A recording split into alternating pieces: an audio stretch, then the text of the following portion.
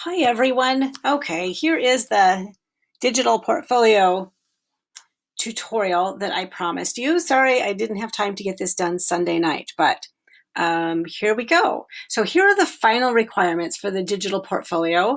I've kind of rearranged them to group them in ways that made more sense. So it does look a little different than it did a week or two ago, but mostly because I think they're more thematically clustered now. So if you look at the top here, you can see, let's see if I can use my fancy little mouse pointer, or maybe yeah, here we go. Okay, so the first thing is that you'll have in your portfolio is this philosophy of teaching. And we'll be going through this in class. What I want you to do today on Monday while you're going through modules is just get the skeletal framework of your digital portfolio ready to go so we can start to add documents over the next couple of weeks. So we'll be talking about your philosophy of teaching, but that's one thing. The next will be your future classroom, what you kind of envision that will look like. There's a couple of things that have to do with your future vision of teaching literacy. This next one is preparing for all learners. This is where you'll include a few things about meeting the needs of English language learners. And you know what? We should put our writing strands, our writing strand number 1 worksheet in there. Just thinking of that. I'm going to add that.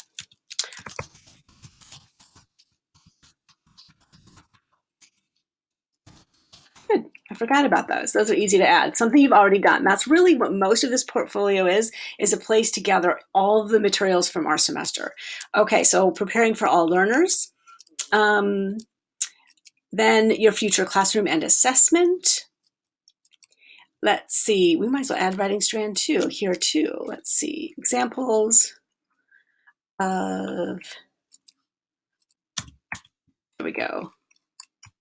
I'm going to call this parent communication, writing strand 2.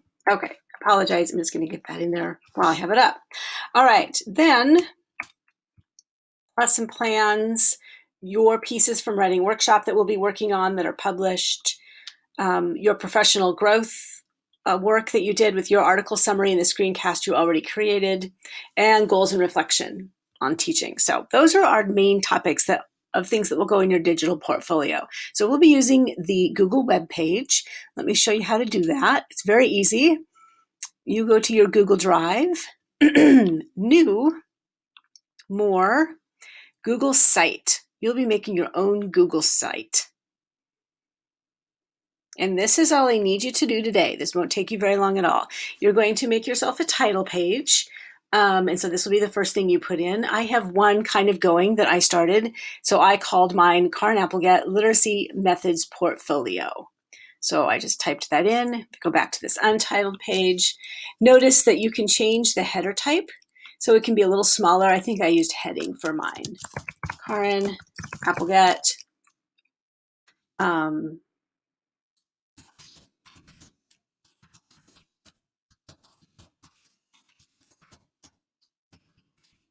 Okay. Then I added below, I just put in a picture and I called this 565, 566, so I can label it. Oh, I guess I changed this. What did I call it before? Literacy methods. I like that better. Okay, then this is just the title banner on the page. If you want to put anything under it, then you come down here and you add from over here on the right, these inserts are layouts. And notice on this one, I just inserted one picture and one title. So if I go back over here, it looks like this, a layout. And it adds it here. And you can add a picture and click to add text. Okay, so my home page, initial page is done. Now what you're going to do is make a series of sub-pages where you will load your other documents. So you'll go over here to the right, click the pages. All right, and let's just start adding. You want to add a new page. The first one, if I go back, I look, philosophy of teaching. Okay.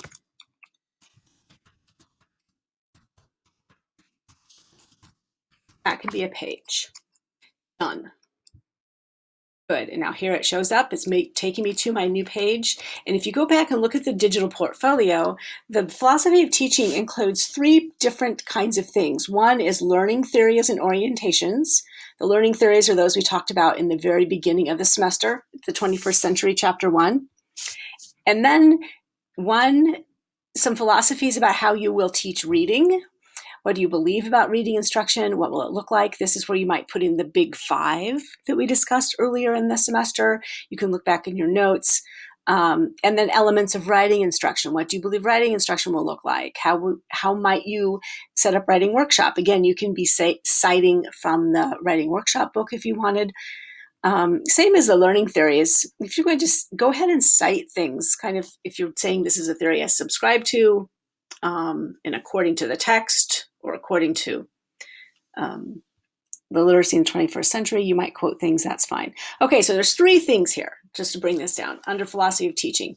You don't have to follow this outline. If you want to get creative and do this different ways, make your own page for each of those, that's fine. But I'm kind of envisioning that all of those fall under philosophy of teaching, and there are 3. So I go back to my website, I'm going to go back to insert, and I'm going to look for a layout that allows me to add 3 things. Here we go. All right, so for example, here I might put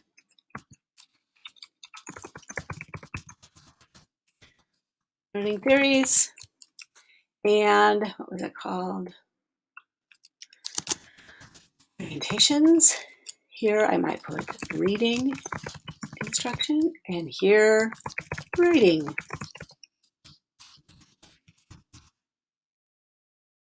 Okay. Now, up above each of these, this is where you can load materials. If you write this, if you're writing your theories in a Word doc or in Google Docs, then you can embed it here. Add, you can upload it from your desktop. You can bring it over from Google Drive. If you want to put a picture in here as a background, you can. There are other ways to make this fancy. You actually can pick a background for the whole thing by doing this. You can select an image. I'll give you an example. Yeah, you can just pick a gallery. So here's some pretty images you could put in the background. We'll do that one. Select. Okay, so it kind of puts things in the background and the other things will go over the top. All right, so I have my first page done. Go back, ready to upload things. That's all you have to do. Next page, add, put down here at the bottom. Next one is My Future Classroom.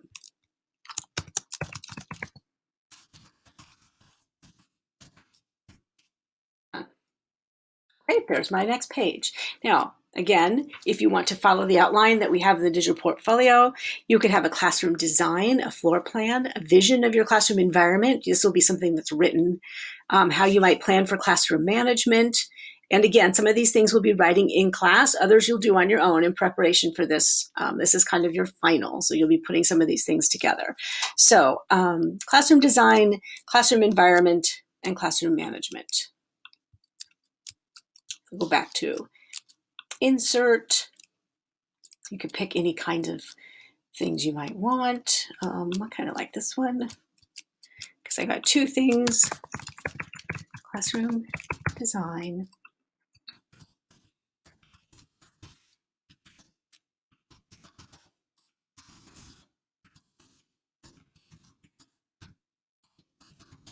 Okay. And again, if you like this to be kind of like a button, you could hot link this to another item if it's in Google Docs, or you can add something up in here and upload it. So that one is also done. Let's go back to our pages. Now we've got Philosophy of Teaching, My Future Classroom, and I'll just show you one more because you can do the rest on your own. Oh, we had actually 3 things. I forgot about My Future Classroom assessment. Okay, well, let's pretend I forgot because it's not a big deal. Now we can say add assessment. This one actually could be its own. Okay. And when you have this skeleton all finished, then you can go back and fancy it up. You might want to change the image in the background or change the header type. And look across the top now, you can see, then you can scroll between these different places on your website and be able to see them. So hopefully just getting used to this Google page will also be